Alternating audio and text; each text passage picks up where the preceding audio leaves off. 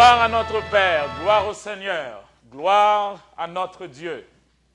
Nous sommes heureux de nous retrouver ce soir et aujourd'hui c'est un mercredi soir, c'est un jour important aussi pour les chrétiens ici à Bethel. C'est généralement notre réunion habituelle de prière. Et ce soir, nous sommes heureux de savoir que l'Éternel a une parole spéciale pour nous.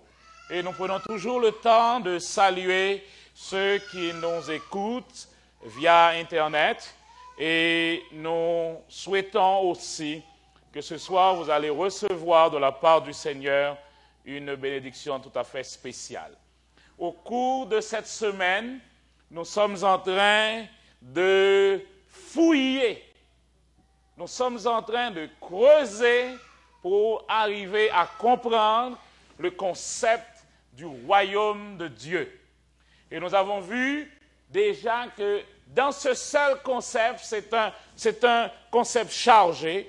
Dans ce seul concept de royaume, nous avons parlé déjà du roi, nous avons parlé du Seigneur. Hier soir, nous avons vu le domaine et nous avons compris que nous autres, une fois que nous sommes devenus chrétiens, nous faisons partie d'emblée du domaine du royaume des cieux. Amen.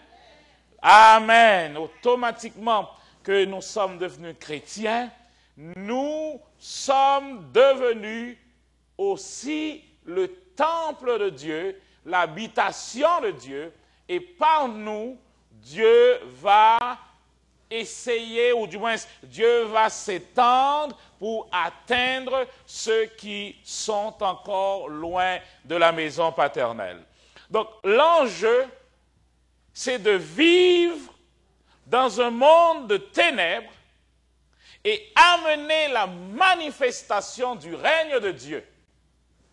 Amener les droits que nous avons en tant que citoyens du royaume des cieux. C'est le sujet que nous allons traiter vendredi soir prochain. Les citoyens du royaume des cieux. Qu'est-ce qu'ils ont comme droit? Quels sont les privilèges d'être un citoyen du royaume des cieux? Donc, je vous encourage déjà à ne pas rater ce sujet vendredi soir. Donc, notre privilège, c'est d'amener, l'enjeu, c'est d'amener les droits que nous avons en tant que citoyens du royaume des cieux à être vus visiblement ici-bas, alors que nous sommes dans un monde de ténèbres, dans un monde environné de corruption. Je dois vous dire, frères et sœurs, quand quelqu'un accepte Jésus comme son sauveur personnel, on se souvient, et tous ceux qui sont ici et ceux qui nous écoutent sur la ligne déjà, vous savez comment entrer dans le royaume des cieux. C'est facile, nous l'avons déjà donné. La Bible nous donne déjà le moyen ABC. Comment entrer facilement dans le royaume? Si tu confesses de ta bouche le Seigneur Jésus et si tu crois dans ton cœur que Dieu l'a ressuscité des morts, automatiquement tu es sauvé. Amen. Le salut n'est pas difficile. Dieu ne nous demande pas des choses difficiles. C'est que nous ne comprenons pas ce que Dieu demande que ça devient difficile. Mais quand nous le comprenons, ça devient tellement facile. Quand on va voir la prospérité de Dieu, on va voir que c'est beaucoup plus facile d'avoir toutes les choses ici-bas. Mais nous prenons tellement du temps pour aller travailler dur. Et nous ne pouvons même pas les avoir, alors que c'est facile de les avoir. Cherchez premièrement. Allez, non. Cherchez premièrement le royaume et la justice de Dieu et toutes ces choses. Ce que vous appelez ces choses, c'est exactement ça, oui, les choses. L'argent, la maison, auto, dodo, boulot, vélo, vous connaissez tout. Toutes ces choses vous seront Le texte dit, vous seront donnés par sur quoi? C'est beaucoup plus facile. C'est pourquoi vous êtes des gens intelligents. Et au cours de cette série de conférences, vous allez voir comment il est beaucoup plus facile d'être sauvé.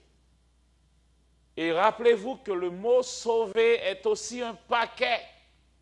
Dieu, quand Dieu donne, il donne toujours, comment on dit ça en anglais, c'est all in one. Non, pas all in one, non, comment on dit ça ici? Tout en un. Dieu, quand il donne tout en un. C'est toujours un paquet qu'il donne. Avec le salut, vous avez la guérison, vous avez la prospérité, vous avez la protection. Et ceci, quel que soit l'endroit où vous vous trouvez sur la planète, vous êtes toujours dans l'Éden de Dieu. Hier soir, nous avons vu que Éden veut dire quoi? La présence de Dieu. Quel que soit l'endroit où nous nous trouvons sur la planète, dès que nous sommes citoyens du royaume de Dieu, nous avons avec nous la présence de Dieu. Parce que la Bible dit, les yeux de l'Éternel sont sur les justes. Et dès que nous, on est en la présence de Dieu, on est en Éden. Il loue pour nous accepter. Amen ou pas amen? Et je connais la chose. Mal dit nous ça qui passe. L'on habitué pour ton chapeau sous tête. Ou rivons côté ou retirer chapeau. Bon, toujours connaît chapeau sous tête toujours. Pas si nous comme ça, hein? On rapporte l'histoire d'une dame qui apporte une cuvette remplie et elle la passe dans la route là et puis il y a un monde qui n'ont pick-up, il dit m'a prêté pour vous, montez. La dame est montée justement et vous savez qu'est-ce qui s'est passé? Elle est montée, mais cuvette là toujours été sous tête madame, en dans machine dans le chita. C'est exactement ce qui se passe. Jésus dit, nous sommes sauvés. Oui, d'accord Jésus, merci, je suis sauvé, mais nous continuons à porter sur nous nos propres fardeaux. Et il dit, déchargez-vous sur... Oui, nous ne connaissons même, non? Ah, mais bon, nous ne connaissons pas, c'est ça? C'est ça qui fait nous le comme ça. Déchargez-vous sur lui de tous vos amis. Lui-même prend soin de vous. Ce n'est pas nous pour prendre soin de tête, nous. Je ne vais pas entrer dans le bagage qui loue. Hein? Alors, plutôt nous tourner. Connais-tu les lois du ciel? Règles-tu son pouvoir sur la terre? Et nous avons montré hier soir que dans l'original, ce texte n'est pas la forme interrogative, mais c'est plutôt une déclaration. Et nous avons dit, tu connais les lois du ciel, tu règles son pouvoir sur la terre. Amen. Frères et sœurs, ce soir, nous allons voir quelque chose d'extrêmement important. Une fois que nous sommes entrés dans le royaume de Dieu, nous commençons une nouvelle vie.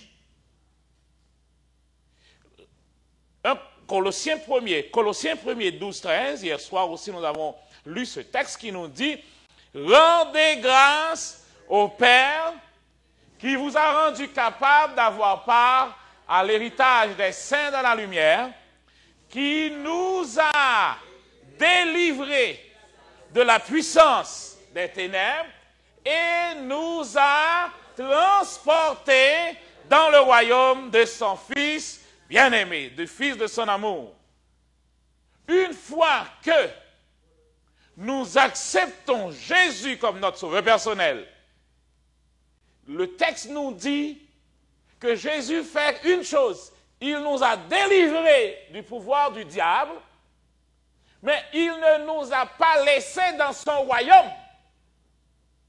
Il nous a transportés. C'est samedi soir que nous allons voir qui avion Jésus utilisé pour le faire transporter ça. Il nous a transportés du royaume de son Fils. Donc, en sorte que quand je suis devenu chrétien, je ne suis plus dans le royaume du diable. Nous savons.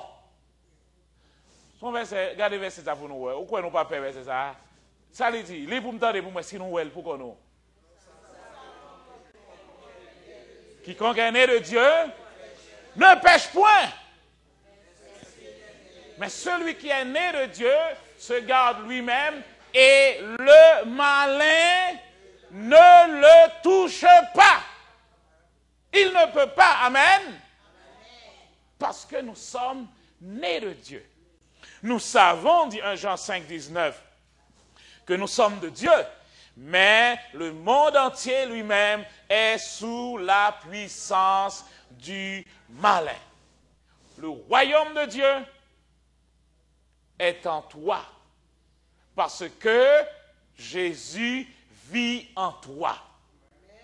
L'apôtre Paul l'a compris quand il dit, si je vis maintenant, ce n'est plus moi qui vis, mais c'est Christ qui vit en moi. Donc quand Christ vit en moi, le roi, quand il se déplace, le royaume aussi se déplace. Donc si le Christ, le roi oint, Christ veut dire le roi oint. Si le roi qui est oint, le roi oint, Christ vit en moi, donc ce royaume, le royaume de Dieu, est donc en moi. Je suis né de nouveau, je suis maintenant dans le royaume. Ce qui est important pour moi de faire, c'est de marcher dans le royaume tout en actionnant les lois du royaume de Dieu. Là, dans le royaume, il y a des principes. C'est ce que Jésus appelle les clés. Et nous avons dit que ce soir, nous allons commencer par entrer dans ces clés. Il y a dans le programme, vous êtes venus dans cette croisade parce que vous devez jouir de ce que Jésus a déjà fait pour vous. Amen. Vous devez connaître qui vous êtes. Hier soir, je vous ai dit, il y a 3 choses que tout le monde doit savoir. Et vous êtes libre sur la terre. 3 choses. Vous pouvez aller où vous voulez, quand vous voulez, comme vous le voulez, quand vous connaissez ces 3 choses. 1. Qui est Dieu? 2. Qui suis-je, moi? Et 3. Qui est le diable? Quand j'ai ces connaissances, je saurai que Dieu est mon Père. Amen. Dieu est mon Père. Et Dieu est au ciel. Ça veut dire, quel que soit là où je suis sur cette planète, Dieu me voit. Donc je suis en full sécurité là où je passe. Et il est mon Père. Il est mon papa. J'ai un ami musulman. Je lui ai dit, est-ce que Allah est ton Père? Il dit, mais non, Allah est mon Dieu. Non, il n'y a pas de relation père-fils avec Allah. Allah est un Dieu. Et Allah est mon Dieu. Je révère Allah, j'adore Allah, c'est mon Dieu. Mais je dis, la différence qu'il y a entre ta vie religieuse et moi, c'est que moi-même, Dieu est mon Père. Dieu est mon Père. Il me dit, quand tu te présentes devant lui, dis notre Père, Abba, toi qui es dans les cieux. Et quand je connais qui est Dieu, ça me donne aussi la vérité sur moi-même. Si j'ai besoin de savoir qui je suis, ce n'est pas dans les annales des archives nationales d'Haïti que je vais pour trouver mon origine. mon origine n'est pas dans les registres en Haïti. Vous devez savoir ça. Je suis né en Haïti. Je vis maintenant à Montréal. Mais je ne suis pas d'Haïti, je ne suis pas de Montréal, je suis de Dieu. On va prendre ça. Ou bien oublier. Mon garçon, il avait 6-7 ans, il est venu vers moi un jour, il dit, papi, et tu sais que nous sommes venus des singes? Je me dis, ça dit là, quelle figure ou figure me semble un singe? C'est moi qui pas pauvre, comment on a fait dire que des singes? C'est moi qui pas pauvre, pas singe. Est-ce qu'on lui dit à l'école, nous sommes venus des singes? Ben non. Moi, je ne suis pas venu des singes, amen. Je suis de Dieu. Et Jésus, avant de partir, Jésus a eu le soin de dire, et vous devez savoir qui vous êtes. Jésus dit, et Père, ils ne sont pas du monde, tout comme moi, je ne suis pas du monde. Voilà mon origine, amen. Alors, je sais que Dieu est mon Père. Et mon origine, ma source est en Dieu. Quand on pose la question à Jésus, d'où viens-tu? Jésus n'a pas dit, je viens de Nazareth. Nous l'appelons Jésus de Nazareth. C'est nous qui l'appelons Jésus de Nazareth. Mais lui, quand on lui a posé la question, il a dit, je viens de Dieu. Il n'a pas dit, je suis venu de Nazareth, ni je suis né à Bethléem. Il dit, vous êtes d'en bas, moi je suis d'en haut. Amen. Il connaissait son identité, son origine. Il a dit, vous n'êtes pas du monde. Tout comme moi, je ne suis pas du monde. Protège-les alors qu'ils sont dans le monde. Mais ils doivent savoir que leur source n'est pas dans ce monde. C'est dangereux de penser que notre source est ici-bas. C'est dangereux. Parce que quand nous pensons que notre source est ici-bas, et puis nous ouvrons notre télévision, wap, sous toute ça décompté, en un jour, tout tombé. Là, ça, c'est tête ou alpandou, parce que c'est la source où t'es. Les milliardaires, en un jour, qui sont devenus millionnaires, ils ont tué tête pour ça.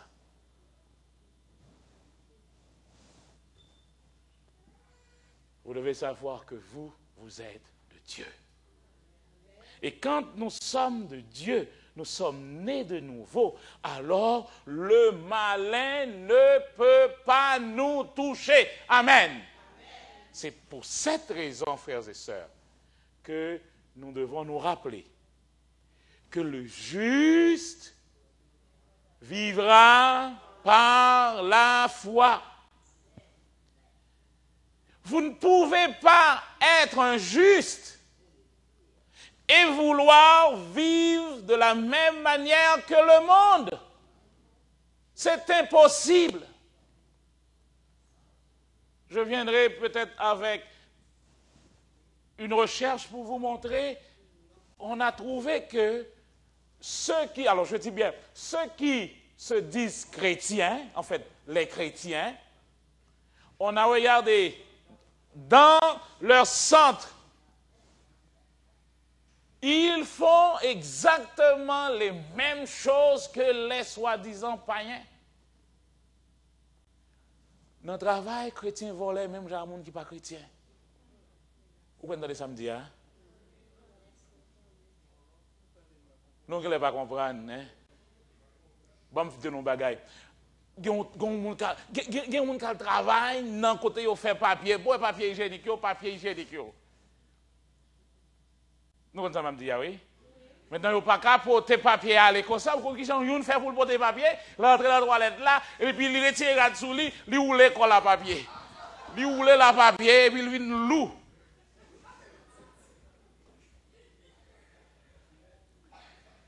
Ça, c'est belle là. Son diaconesse l'église.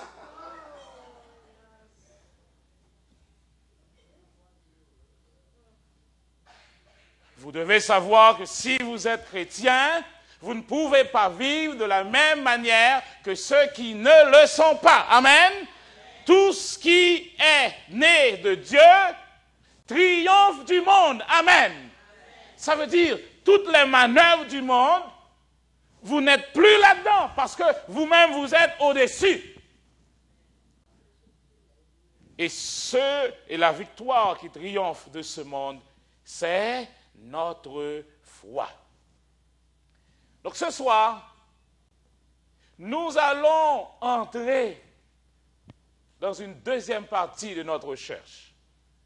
Chercher premièrement le royaume de Dieu et sa justice. Ce soir, nous allons regarder quelque chose dans la justice. Ça va nous prendre aussi beaucoup de jours pour prendre d'emblée la justice. Mais ce soir, nous allons commencer par amorcer c'est quoi la justice de Dieu. La justice, le mot justice signifie être en bonne relation avec le gouvernement. Voilà ce qu'est la justice. Quand je dis la justice haïtienne, c'est le gouvernement haïtien, toutes les lois, tous les principes du gouvernement haïtien. Quand je vous parle de la justice canadienne, automatiquement vous voyez toutes les lois du Canada. Donc la justice du royaume de Dieu sera aussi être en ligne, appliquer dans sa vie toutes les lois, tous les préceptes, tous les commandements du royaume de Dieu. Donc, ce que nous apprenons là maintenant ce soir, le royaume de Dieu est un gouvernement. Ah! Le royaume de Dieu est donc un gouvernement qui a des valeurs, qui a des lois, ce sont les clés, qui a un standard de vie et qui a une influence. C'est ce que nous appelons une culture. Donc, la justice du royaume, c'est les valeurs du royaume. Quelles sont les valeurs du royaume de Dieu? Est-ce que vous connaissez le standard de vie dans le royaume de Dieu? Il y a une influence. Le royaume de Dieu, là où il passe, il émet une influence. Il a une influence. Jésus l'a dit. Je vais vous donner quelques petits exemples rapidement. Vous êtes le sel de la terre, c'est l'influence. Vous êtes la lumière du monde, c'est l'influence. Vous êtes le levain qui fait lever la pâte, c'est l'influence. Vous êtes un grain de moutarde. Et quand ça grandit, ça devient un arbre qui dépasse toute la forêt. C'est l'influence du royaume. Et Jésus dit, c'est ce que vous êtes en tant que citoyen de ce royaume. Donc, on va lire un verset, je vous demande de souligner ce verset dans votre Bible. Deutéronome 6, 25. Deutéronome chapitre 6, verset 25. Deutéronome 6, 25, ce texte dit, Deutéronome, vous devez le souligner dans votre Bible, vous devez le souligner dans votre Bible, dans votre recherche du royaume, Deutéronome 6, 25, ce texte dit, pour nous, la justice sera quoi? Nous dormons jeudi, mercredi soir. Attendez, non. La justice sera quoi? D'observer et de mettre en pratique tous ces commandements devant l'Éternel notre Dieu, comme il nous l'a commandé. Cherchez premièrement le royaume de Dieu et sa justice. Le royaume de Dieu, c'est là où Dieu règne. Le royaume de Dieu, c'est là où Dieu a son influence. Le royaume de Dieu, nous l'avons vu, est en nous, parce que le Christ, le roi, vit en nous. Donc, quand nous connaissons le royaume, automatiquement, nous savons que nous ne sommes pas de ce monde, mais nous sommes du royaume de Dieu. Et la justice du royaume sera d'observer et de mettre en pratique tous les commandements du royaume de Dieu. Voilà ce que Dieu dit. Quand vous reconnaissez la présence du royaume là où vous êtes et que vous prenez plaisir à mettre en pratique toutes les lois du royaume, tous les commandements du royaume, à partir de ce moment, toutes les autres choses vous seront ajoutées. Toutes les autres choses vous seront donc ajoutées. Que ma langue chante ta parole, car tous tes commandements sont justes. Psaume 119, verset 172. Tous tes commandements sont justes. Donc quand vous êtes né de nouveau, vous entrez dans une nouvelle façon de vivre, la vie de la foi. La vie de la foi, c'est croire simplement ce que Dieu dit dans chaque circonstance de votre vie. Au lieu d'écouter ce que les circonstances disent, écoutez de préférence ce que Dieu dit sur les circonstances. On se comprend? Ce sera ça la foi. La foi, c'est quel que soit ce qui arrive dans ta vie, écoutez Dieu. Parce que des fois, Dieu parle, mais nous fermons nos oreilles pour écouter Dieu, mais nous écoutons de préférence les autres choses.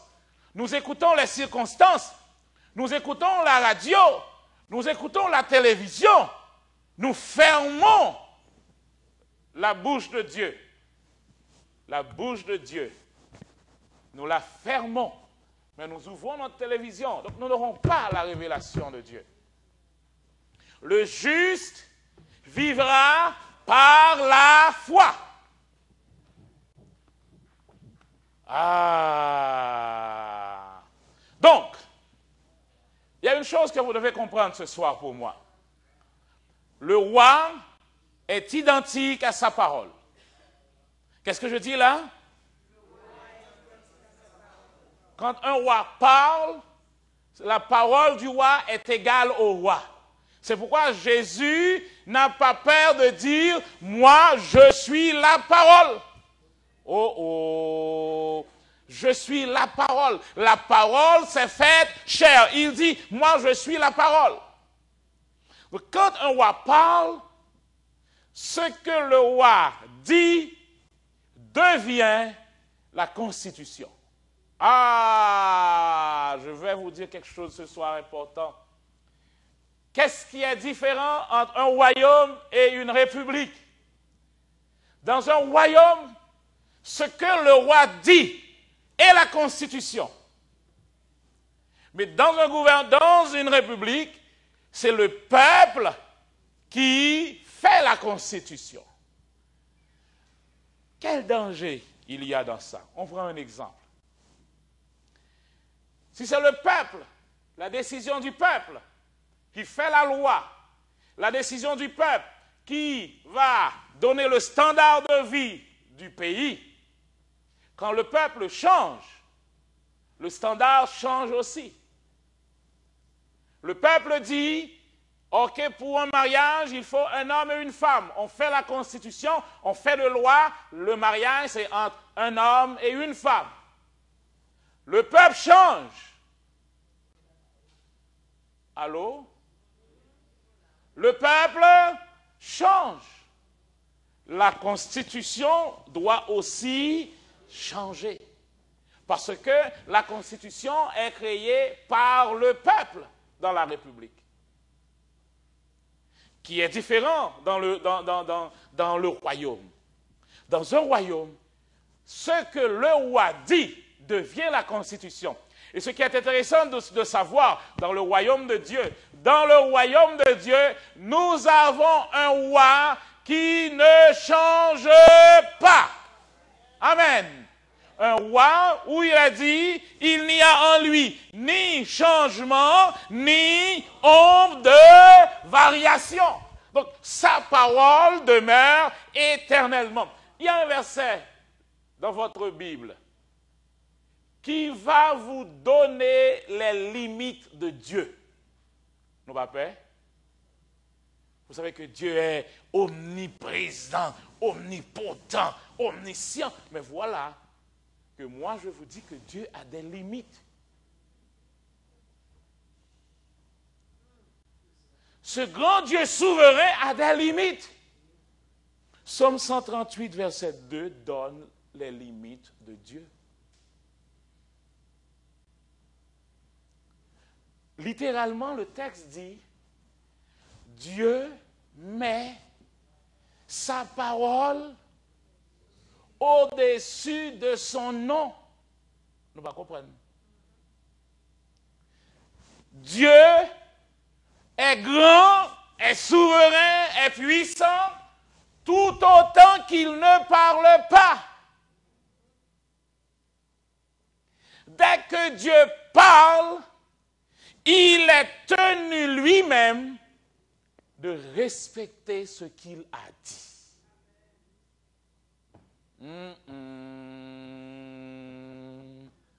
C'est un Dieu. Quand il parle, et la Bible vous dit, Dieu parle une fois. Et quand il parle, il dit, il est plus facile que le ciel et la terre passent qu'il ne l'est qu'un seul trait de lettre de la loi vienne à tomber. Le ciel et la terre passeront, mais mes paroles ne passeront point. Ah! La parole de l'Éternel demeure éternellement. Donc, c'est un Dieu qui, lui-même, respecte ce qu'il a dit. Quand il y a un roi qui parle, quand le roi parle, ce qu'il dit, c'est la loi. Et lui-même, le roi, il ne peut pas enlever ce qu'il a dit. Rappelez-vous, dans votre Bible, on a fait signer le décret pour tuer Daniel. Quand le roi a vu que c'est un complot, le roi dit, mais non, je ne peux pas laisser ça. Mais on a dit, le roi, tu l'as dit au roi. Il est tenu de respecter sa parole. Peut-être il peut y avoir un plus grand roi que lui qui peut défaire cela. Et c'est ce qui s'est passé.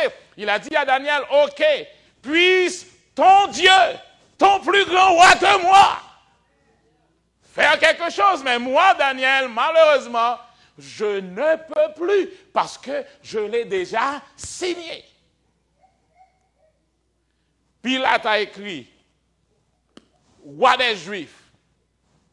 Et on est venu dire à Pilate, mais non, il ne sait pas ce qu'il faut écrire. Il faut dire, il a dit, roi des Juifs, Pilate dit, c'est déjà écrit.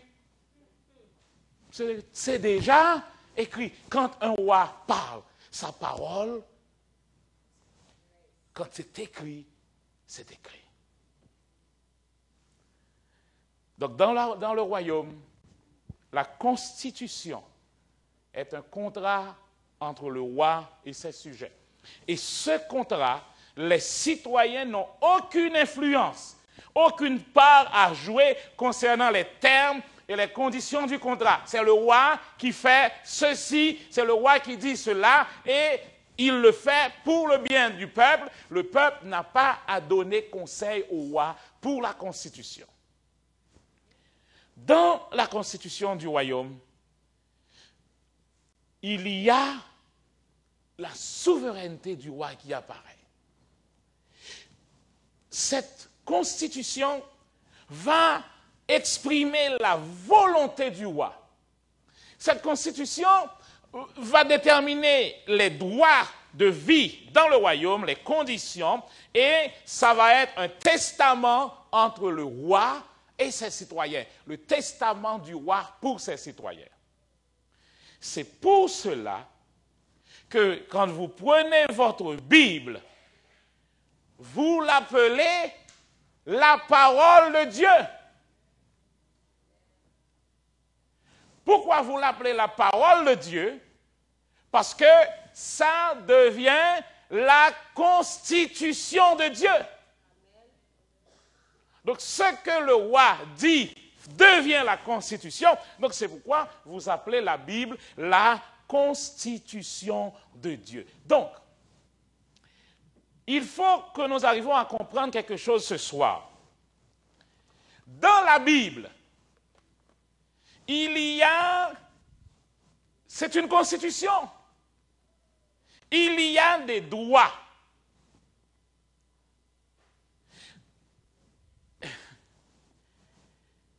Après cette croisade, cette conférence, vous ne devez jamais vous présenter devant Dieu comme un pauvre. Vous n'êtes pas un mendiant. C'est pourquoi vos prières ne sont pas exaucées. Vous ne connaissez pas vos droits. Oh l'eau. Voilà, faut être la même, oui là. C'est le sujet de vendredi soir. Quels sont vos droits? Vous n'êtes pas des mendiants. Si vous êtes appelés fils de Dieu, le fils a des droits. Un esclave n'a pas de droits. Mais un fils a des droits. Et quand on parle de droits, on parle aussi de constitution. Donc si nous disons que la Bible est la parole de Dieu, nous devons trouver dans la Bible ce qu'il y a pour nous comme étant nos droits. Nous plutôt paraître d'un coup pauvre devant mon Dieu, crier de vol. Vous avez écouté, mes frères, mes sœurs, Dieu n'est pas influencé par les larmes. Les femmes qui sont dans la salle, Dieu n'est pas influencé par vos larmes. Quand vous pleurez, Dieu peut dire à votre mari, bah madame non mon choix moi là, t'as pris. Mais Dieu n'est pas impressionné par les larmes. Quand vous connaîtrez vos droits, vous vous présenterez devant Dieu, à partir de ce moment, Dieu va dire, ok, venons, plaidons. Vous avez des droits. Dans la Bible, il y a des devoirs. Quand on parle de droits, on parle aussi de devoirs. Voilà vos droits, mais voilà aussi vos devoirs. Il y a des privilèges. Et dans la Bible, il y a des promesses. Ce que vous appelez la prière, ce sera le sujet pour sabbat matin. Ce que vous appelez la prière, en fait, ce sont des pétitions. Et on envoie des pétitions à un gouvernement. Pour faire des pétitions, vous devez connaître les promesses de la Constitution et vos droits. Donc je ne peux pas écrire à Stephen Harper pour lui demander quoi que ce soit si je ne suis pas un citoyen canadien. Allô? Donc, quand j'ai des droits, je peux dire à M. Harper, dans la Constitution, il est dit, vous citez l'article, automatiquement, il a le droit de vous écouter et de répondre à ce que vous lui demandez. Dans le royaume de Dieu, ça fonctionne comme tout autre gouvernement. Vous devez connaître ces choses. Vous devez donc connaître ces choses. Éphésiens 1er, louons Dieu le Père de notre Seigneur Jésus-Christ. Il nous a bénis de toutes sortes de bénédictions dans les lieux célestes en Jésus-Christ.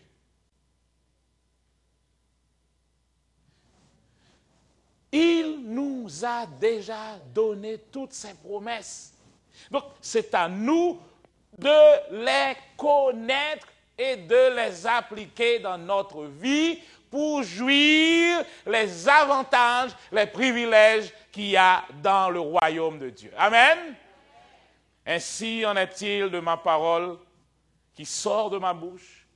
Elle ne retourne point à moi sans effet, sans avoir exécuté ma volonté et accompli mes desseins. Ésaïe chapitre 55, verset 11. La Bible dit dans Hébreux 4, verset 12, la parole de Dieu est vivante et efficace. Quand on dit la parole est vivante et efficace, Efficace veut dire que ce que la parole dit qu'elle va faire, elle peut le faire. Quand vous avez mal dents, mal dos, mal ventre, mal rein, tout mal, vous prenez Valodon, Saridon, Cafénol, c'est pas clair? Ça c'est Advil, non? C'est Tylenol. Mais quand vous prenez votre Tylenol, vous savez que ce que vous attendez de Tylenol, c'est ce qui va se passer. Tête fait mal là à passer. C'est exactement ce qu'est la Bible. La Bible, la parole est efficace. Si vous ne savez pas comment prendre le médicament, vous n'aurez pas de résultat. Mais si vous connaissez comment prendre ce médicament, vous allez trouver le résultat. Parce qu'elle a, la Bible, une façon de réussir quand tous les autres moyens échouent. Frères et sœurs bien-aimés, ce soir, vous devez vous rappeler que Dieu a fait des promesses spécifiques dans la parole. C'est pourquoi nous l'appelons la constitution du royaume des cieux. Et c'est sa volonté d'accomplir ses promesses pour chacun d'entre nous. C'est sa volonté d'accomplir ses promesses. Ces promesses ont été signées par le sang de Jésus. Amen. C'est notre garantie dans le royaume. Et je vais dire quelque chose ici. Tout ce dont tu as besoin, je le dis sous l'autorité de la parole, tout ce dont tu as besoin est déjà là dans les clauses de l'alliance. Jésus dit, votre Père sait que vous en avez besoin. Amen. C'est des clés que vous devez comprendre ce soir. Regardez. La solution, et cette phrase, je voudrais qu'on la répète, qu'on apprenne cela. Si vous avez un papier, écrivez ceci. Ça, c'est un secret. Le secret de ce soir, c'est ça. Oubliez tout ce que je dis. Mais voilà le secret de ce soir. La solution à tous vos problèmes. Lila, oui, nous pas mais c'est ça qui écrit là. Regardez le bien pour nous. La solution à tous les problèmes est dans la parole. Nous pas d'accord, non? Eh bien, répétez-le. La solution, alors on va dire enlever à tous les problèmes, mais mettez à mes problèmes. Hein? Vous pouvez dire ça avec moi? La solution à mes problèmes est dans la parole. Tout ce qu'il me faut, c'est de trouver la semence et la semer. Mes messages à soi. Ou besoin $1 million pour ton entreprise. C'est là. Combien de bon Dieu gagne? Madame dit me plaît. Nous-mêmes connaissons combien de bon Dieu gagne? L'or et l'argent. Donc, les $2 millions dont tu as besoin, ça est là dans la parole. Ce que tu dois faire, c'est pas trouver les 2 millions dans la parole, c'est de trouver la semence. Parce que tout ce que Dieu va te donner pour commencer, c'est la semence. Voilà le message de ce soir. La semence, c'est la parole. Quel que soit, et il réfléchit ensemble avec moi. Qui problème pour moi là, Kounia? Nous avons bien dit non, mais réfléchis. Fouillez, j'ai un propre problème ou même. c'est lui-même. La solution est là-dedans.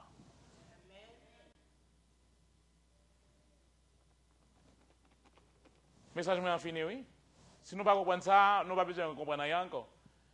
La solution à tous les problèmes, nous n'avons pas besoin même énumérer, problèmes financiers, problèmes familial.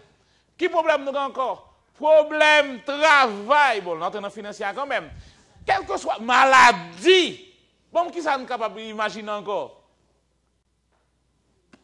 Même problème la mort, nous perdons la mort. Ça nous ne va pas dire. Problème la mort, nos solutions là tout.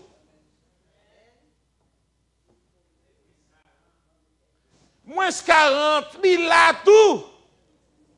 Ça bon problème non, il là. Mais la solution à tous vos problèmes est dans la parole. Le secret, c'est de trouver la semence et la semer. La parole est la semence. C'est ça que nous voulons nous comprendre à soi. Pour toute braille là, c'est ça que nous voulons nous comprendre à soi.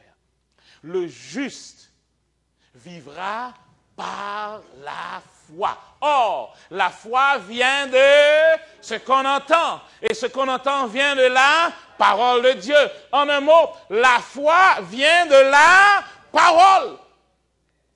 La semence qui va produire la foi est la parole. Jésus l'a dit, le semeur sème la parole. Donc, frères et sœurs bien-aimés, la Bible, c'est la constitution du royaume de Dieu. C'est-à-dire, dans votre Bible, il y a les testaments de Jésus, les dernières volontés de Jésus. Et votre héritage est là. Il vous a déjà béni de toutes sortes de bénédictions dans les lieux célestes. La bénédiction est là. Votre héritage est là.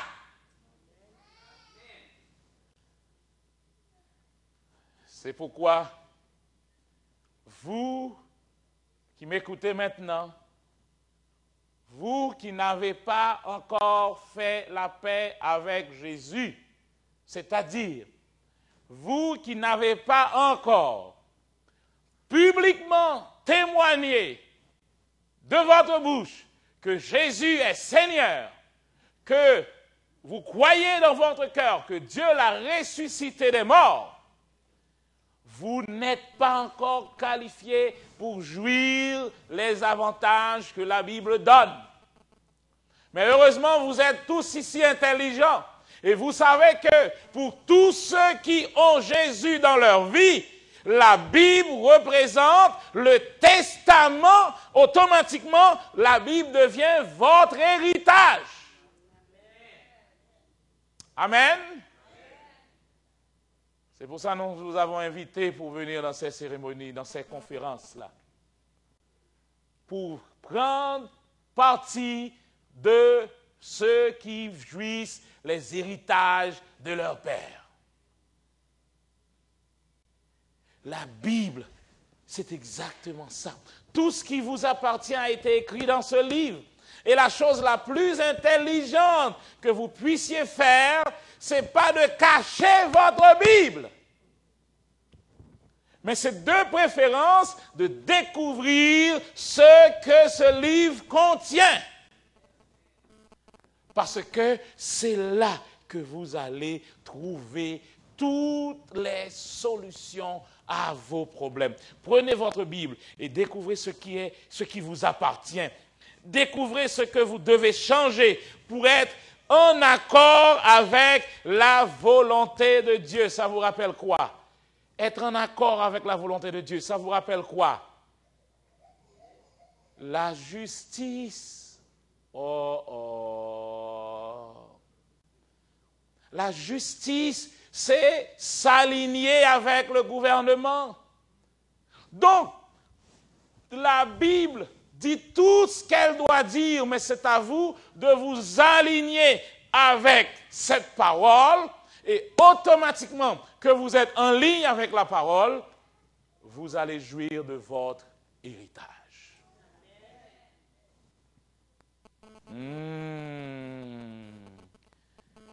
Jésus parle de la repentance, c'est changer la façon de penser et de te mettre en accord avec la parole de Dieu. Donc, vous devez apprendre à marcher dans le meilleur de Dieu. Marcher dans le meilleur de Dieu, parce que Dieu a pour nous un meilleur. Marcher veut dire ne jamais perdre le contact avec le sol. Oh, vous saviez ça? Qui est différent de courir. Quand vous courez, vous perdez contact avec le sol. Quand vous sautez ou vous courez, vous perdez contact avec le sol. Ah, moi, il y a des gens qui sont aussi soucieux comme ça. Courir pour nous. Mais quand vous marchez, vous ne perdez jamais contact avec le sol. Il y a toujours un pied au contact. Vous ne perdez jamais le contact avec le sol. La Bible dit, Élie marcha avec Dieu. La Bible dit aussi que Enoch marcha avec Dieu pendant 300 ans. Ça veut dire qu'il n'a jamais perdu le contact avec Dieu. Donc vous êtes étonnés quand on vous dit que Dieu les prend tout vivant, mais il n'a jamais perdu le contact. Pourquoi je mourir là même encore?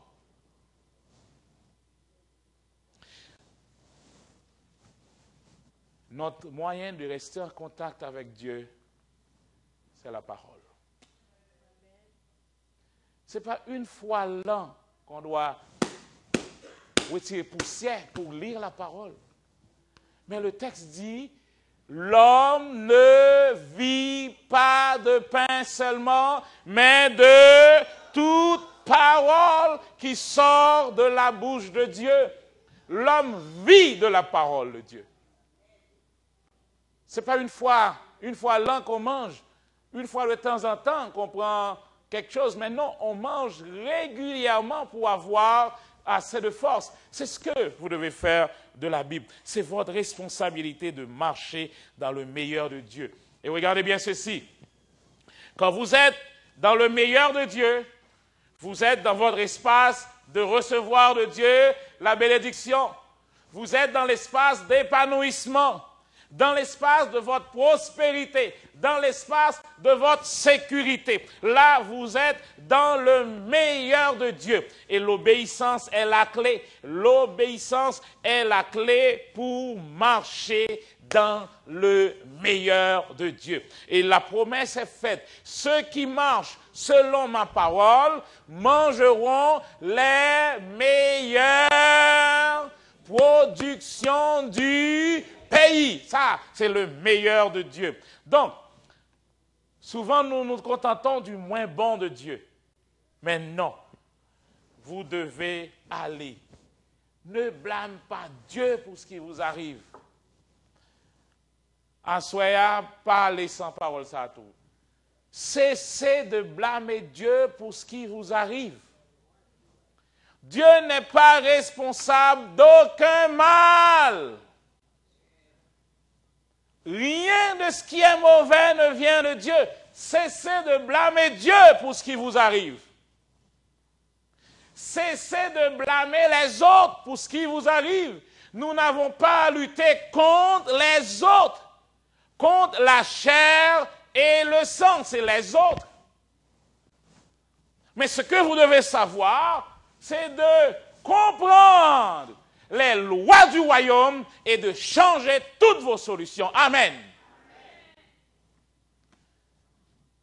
La Bible nous dit que quand les Juifs dans le désert commençaient à blâmer, Dieu dit, vous êtes là pour 40 ans. Il y a des situations que vous avez dans votre vie, les targets ont fini déjà, mais nous prenons, nous n'a parlé mon mal. N'a accusé. Oh, c'est Marie. Marie a dit, moi-même, d'arrêter un pigot dans la vie, c'est parce que vous êtes trop petite. Madame n'en fait trop petite. C'est ça que fait, je rien dans la vie. Cessez de blâmer votre femme. Comment elle va faire petite? Ou même encore. Nous retournons dans Adam, ce n'est pas moi, c'est elle. Cessez de blâmer. Vous avez en main la parole de Dieu. Amen. Vous avez votre constitution. Donnez la parole la priorité dans votre vie. Mettez la parole là où elle doit être. Vous devez savoir ça. La volonté de Dieu. On va s'arrêter ce soir sur ces deux éléments. Il y a ce que nous appelons la volonté générale de Dieu et la volonté spécifique de Dieu. La volonté générale de Dieu est imprimée là. Tout ce que vous devez savoir est là, imprimé là. Tout ce que vous devez faire est là. C'est la volonté générale de Dieu. Dès que vous vous présentez devant Dieu, il vous dit, tiens, ça c'est ma parole. Ça c'est ce que tu dois faire. C'est ma volonté générale. Tu dois obéir, c'est votre guide. Si tu n'obéis pas à la volonté générale de Dieu, en étudiant la Bible, en méditant, en pratiquant, en marchant selon la parole, vous n'aurez pas la volonté spécifique de Dieu. La volonté spécifique de Dieu, ça concerne votre destinée. Vous devez dire à Dieu, pourquoi je suis là sur la terre? Pourquoi? Qu'est-ce que je vais faire? Pourquoi je suis sur la terre? Quand je vais venir vers toi, je dirai, j'ai accompli l'œuvre que tu m'as donné à faire. Mais c'était quoi cette œuvre, enfin? Si vous n'obéissez pas à la volonté générale de Dieu, il ne vous donnera pas ce qu'il y a de spécifique dans votre vie. Je vais prendre un simple exemple. Je vais le prendre avec les jeunes. Vous voulez vous marier, jeunes gens, jeunes filles. Pour vous marier, vous devez consulter la volonté générale de Dieu concernant le mariage. C'est là. Lis pas l'autre côté. Lis. Non. Lis. Toutes les solutions sont là. Donc, quand je vais choisir cette demoiselle ou ce beau jeune garçon, beau, même j'en avais, ça gagne. Madame Mapote, oui.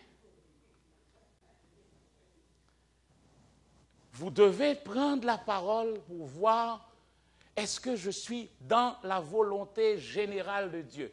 Quelle est la volonté générale de Dieu? Dans la volonté générale de Dieu, quand je cherche la semence me dit il n'y a pas de rapport entre la lumière et les ténèbres.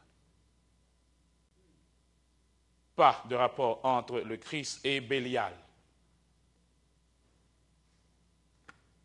Oh, c'est la volonté générale de Dieu. Donc, si je vais choisir un jeune garçon, je ne dois pas aller choisir ce jeune garçon à l'extérieur de la parole de Dieu, à l'extérieur de l'Éden.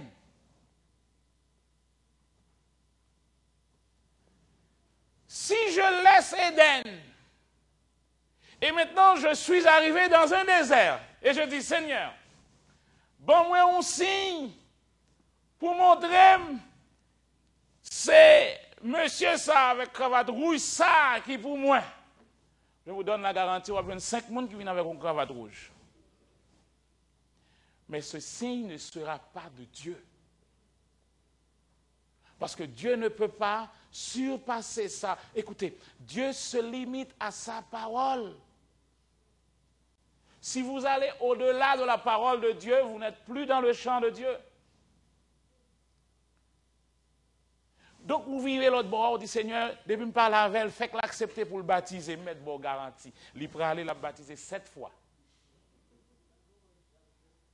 La baptiser 7 fois. C'est baptisé, vous pouvez me baptiser, même baptême. Mais je vous donne la garantie, ce n'est pas le signe de Dieu. C'est pourquoi vous qui m'écoutez ce soir,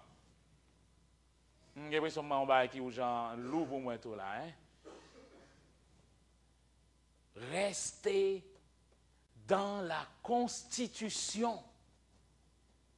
C'est votre garantie. restez dans la Constitution. C'est votre garantie. Quand vous prenez quelqu'un à l'extérieur du plan de Dieu, vous devez savoir que Dieu n'a aucun effet sur cette personne.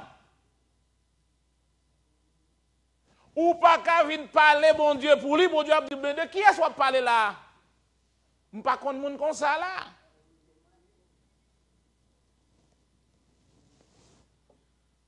Allô? Nous entrons dans les détails, vous remarquez, nous entrons dans une série de détails, parce que je vous ai dit, on nettoie la plaie de l'intérieur vers l'extérieur.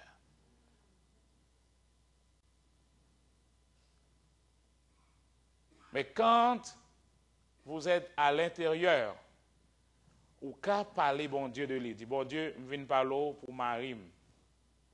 C'est dans la caille où je me prends, donc, ou connaît, donc je viens parler pour lui, bon Dieu dit, bon, ok, ma fond Jean-Vel, parce que c'est petite caille liée, je vais caler.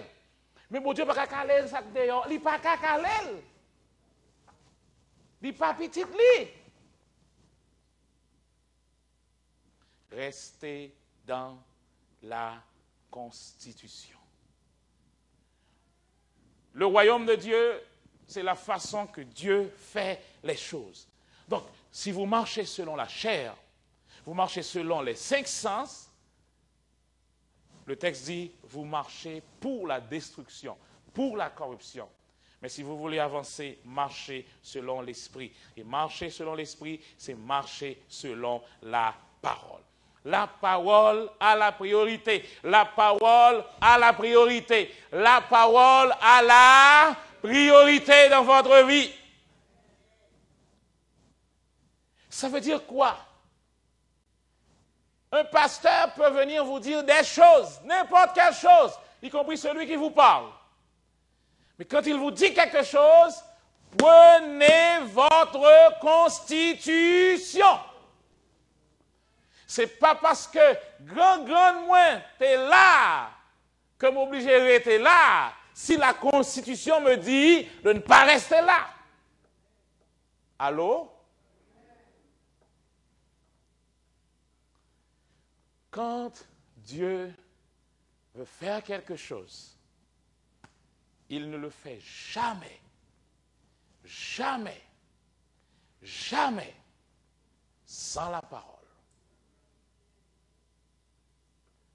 Il n'y a rien qui va se passer dans votre vie sans une semence dans la parole. Et je termine ce soir. Tout ce qui va arriver dans votre vie à partir de ce soir, le succès que vous attendez, doit trouver la semence dans la parole. Je sais que vous êtes très bons ici dans la salle. Vous avez de grands projets. Mais veillez à ce que, à la racine, vous avez la parole. La parole de Dieu, c'est votre garantie. Le ciel et la terre passeront. Ce patron qui vous panique passera avec toute sa compagnie. Mais la parole de Dieu demeure éternellement.